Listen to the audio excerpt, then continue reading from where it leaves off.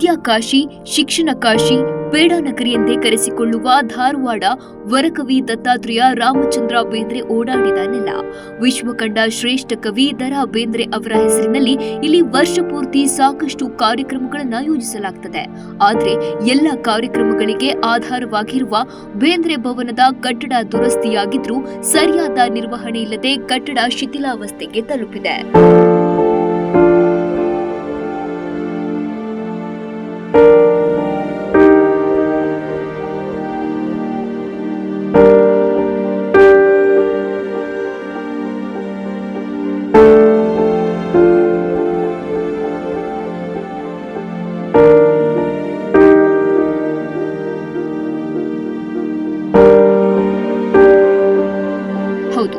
ಧಾರವಾಡ ಅಂದ್ರೆ ಸಾಧನ ಕೇರಿ ಹೆಸರು ಎಲ್ಲರ ಬಾಯಿಲಿ ಚಡಪಡಿಸುತ್ತದೆ. ಸ್ವತಃ ಬೇಂದ್ರೆ ಅವರು ಬಾರೋ ಸಾಧನ ಕೇರಿಗೆ ಎಂದು ತಮ್ಮ ಕಾವ್ಯದ ಮೂಲಕ ಸಾಹಿತ್ಯಾಸಕ್ತರನ್ನ ಬರಮಾಡಿಕೊಂಡಿದ್ದಾರೆ. ಆದರೆ ಸಾಧನ ಕೇರಿಯಲ್ಲಿರುವ ಅವರ ಮನೆ ಹಾಗೂ ಅದರ ಪಕ್ಕದಲ್ಲಿರುವ ಬೇಂದ್ರೆ ಭವನ ಸಾಹಿತ್ಯಾಸಕ್ತರಿಗೆ ಬೇಸರ ಉಂಟು ಮಾಡಿದೆ. ಕಳೆದ 25 ವರ್ಷದ ಹಿಂದೆ ನಿರ್ಮಾಣವಾದ ಈ ಕಟ್ಟಡ ಸಾಕಷ್ಟು ಕಾರ್ಯಕ್ರಮಗಳನ್ನ ಆಯೋಜನೆ ಮಾಡಿಕೊಂಡು ಬರ್ತಿದ್ದು, ಆದ್ರೆ ಸುಮಾರು 25 ವರ್ಷಗಳಿಂದ ಭವನ ಸುಣ್ಣ ಬಣ್ಣ ಕಂಡಿಲ್ಲ. ಬೇಂದ್ರೆ ದರ್ಶನ ಪ್ರದರ್ಶನ ಇರುವ ಮೇಲ್ಮಹಡಿ ಮಳೆಗಾಲದಲ್ಲಿ ಸೋರ್ತಿದೆ. ಸುತ್ತಲೂ ತಡೆಗೋಡೆಗಳು ಕಿತ್ತು ಹೋಗಿದ್ದು, ಗೋಡೆಗಳು ಬೇಂದ್ರೆ ಅವರ ಮನೆ ಮೇಲೆ ಬಿದ್ರೂ ಅಚ್ಚರಿ ಏನಿಲ್ಲ. ಗೋಡೆಯಲ್ಲಿ ಚಿಕ್ಕ ಪುಟ್ಟ ಗಿಡಗಳು ಬೆಳೆದು ನಿಂತಿದೆ.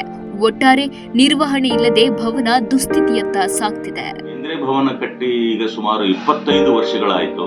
ಅದು ಬಣ್ಣವನ್ನೇ ಕಂಡಿಲ್ಲ. ಅದು ಬಣ್ಣವನ್ನೇ ಯಾವಾಗ ಕಾಣ್ತಂದ್ರೆ ಧಾರವಾಡದಲ್ಲಿ ಅಖಿಲ ಭಾರತ ಕನ್ನಡ ಸಾಹಿತ್ಯ ಸಮ್ಮೇಳನ ಇದ್ದಾಗ ಚೋಳನ್ನ DC ಇದ್ದಾಗ ಅವರು ಅದಕ್ಕೆ ಮುಂದೆ ಫ್ರಂಟ್ ಎಲಿವೇಶನ್ ಬಣ್ಣ ಹಚ್ಚುವಷ್ಟು ಕೆಲಸ ಮಾಡಿದ್ರೆ ಅದಷ್ಟೇ. ಈಗ ನೀವು ನೋಡ್ಕೊಂಡು ಬಂದಿದ್ದೀರಿ ಕಟ್ಟಡದ ವ್ಯವಸ್ಥೆ ಎಷ್ಟು ಅದು ಬೀಳುವಂತಹ ಸ್ಥಿತಿಯಲ್ಲಿದೆ. ಅದು ಅಷ್ಟು ದೊಡ್ಡ ಭವನ ಇರುವಂತಹದ್ದನ್ನ ವ್ಯವಸ್ಥೆಗೊಳಿಸಬೇಕು. ಅದು ಸೋರ್ತಾ ಇದೆ.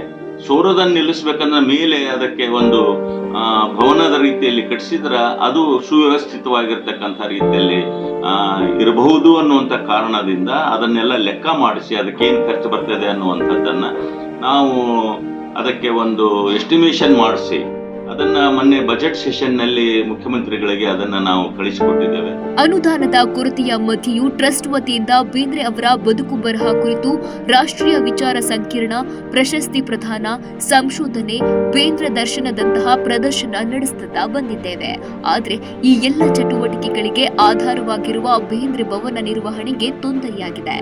2 ಕೋಟಿ ರೂಪಾಯಿ ಅನುದಾನ ನೀಡುವಂತೆ ಸರ್ಕಾರಕ್ಕೆ ಜನವರಿಯಲ್ಲೇ ಪ್ರಸ್ತಾವನೆ ಸಲ್ಲಿಸಲಾಗಿದೆ. ನೋಡಿ ಬಂದ್ವಿ. ಅವೆಲ್ಲ ಜ್ಞಾನ ಪ್ರಶಸ್ತಿ ಅವ್ನು ಹೆಂಗಿಟ್ಟಾರಪ್ಪ ಅಂದ್ರೆ ನಮ್ಗೆ ನೋಡಿ ಒಂಥರ ಗಿಲ್ಟಿಫಿಲ್ ಆಯ್ತು. ಅದು ಆಯ್ತು. ಇಲ್ಲಿ ನೋಡ್ಬೇಕು ಕಟ್ಟಡ ಗಿಟ್ಟಡ ಎಲ್ಲ ಬೀಳಾಕತ್ತವು, ಏನೋ ಆಗತ್ತವು. ಸರ್ಕಾರ ಏನ್ ಮಾಡತ್ತಾರ ಗೊತ್ತಿಲ್ಲ. ಎಂತೆಂತ ಇವ್ರಿಗೆ ಇದು ಮಾಡ್ತಾರ. ಇದನ್ನ ಸ್ವಲ್ಪ ಅವ್ರ ಬೆಳಕಿಗೆ ತಂದು ಇದು ಮಾಡಿ ಸ್ವಲ್ಪ ಚಲೋ ಆಗ್ತಿತ್ತು ಅಂತಂದು ನಮ್ಮ ಸ್ಟೂಡೆಂಟ್ ಕಡೆಯಿಂದ ನಮ್ದು ರಿಕ್ವೆಸ್ಟ್ ಮಾಡ್ತಾರೆ. ಆದ್ರೆ ಇತ್ತೀಚೆಗೆ ನಡೆದ ಬಜೆಟ್ನಲ್ಲಿ 2 ಕೋಟಿ ರೂಪಾಯಿ ಅನುದಾನ ನೀಡುವಂತೆ ಸರ್ಕಾರಕ್ಕೆ ಜನವರಿಯಲ್ಲೇ ಪ್ರಸ್ತಾವನೆ ಸಲ್ಲಿಸಲಾಗಿದೆ. ಆದ್ರೆ ಇತ್ತೀಚೆಗೆ ನಡೆದ ಬಜೆಟ್ನಲ್ಲಿಯೂ ಧಾರವಾಡ ಬೇಂದ್ರೆ ಭವನಕ್ಕೆ ಯಾವುದೇ ಅನುದಾನ ಘೋಷಣೆ ಆಗ್ತಿರೋದು ಬೇಸರದ ಸಂಗತಿ. ಬಜೆಟ್ನಲ್ಲಿ ಏನಾದ್ರೂ 2 ಕೋಟಿ ರೂಪಾಯಿ ವ್ಯವಸ್ಥೆ ಆಗಬೇಕು, ಅದು ಪುನರ್ ನವೀಕರಣಗೊಳಿಸೋದಕ್ಕೆ ಅನ್ನುವಂಥ ಒಂದು ಎಸ್ಟಿಮೇಷನ್ ಮಾಡಿ ಅದನ್ನು ಮುಖ್ಯಮಂತ್ರಿಗಳಿಗೆ ಅದನ್ನು ನಾನು ಕಳಿಸಿಕೊಟ್ಟಿದ್ದೇವೆ ಅದನ್ನ. ಆದರೆ ಬಜೆಟ್ನಲ್ಲಿ ಏನೂ ಅದಕ್ಕೆ ಅಲೋಕೇಶನ್ ಏನೂ ಆಗಲಿಲ್ಲ. ಇದೀಗ ಬೇಂದ್ರೆ ಭವನ ಸಮಗ್ರ ಅಭಿವೃದ್ಧಿಗೆ 2 ಕೋಟಿ ರೂಪಾಯಿ ವೆಚ್ಚದ ಯೋಜನೆ ರೂಪಿಸಿ ಸರ್ಕಾರಕ್ಕೆ ಪ್ರಸ್ತಾವನೆ ಸಲ್ಲಿಸಲಾಗಿದೆ. ಇನ್ನಾದ್ರೂ ಸರ್ಕಾರ ಕಣ್ತೆರುವುದೇ ಅಂತ ಕಾದ್ ನೋಡ್ಬೇಕು. ನಿರ್ವಹಣೆಗೆ ಹಣ ಇಲ್ಲದ ಕಾರಣ ದುಸ್ಥಿತಿಗೆ ತಲುಪಿದೆ. ಬೇಂದ್ರೆ ಸಮಕಾಲೀನ ಕವಿ ಕುವೆಂಪು ಅವರ ಸ್ಮಾರಕ ನಿರ್ಮಾಣದ ಮಾದರಿಯಲ್ಲೇ ಬೇಂದ್ರೆ ಅವರಿಗೂ ಸರ್ಕಾರ ಮಾನ್ಯತೆ ನೀಡಬೇಕಿದೆ.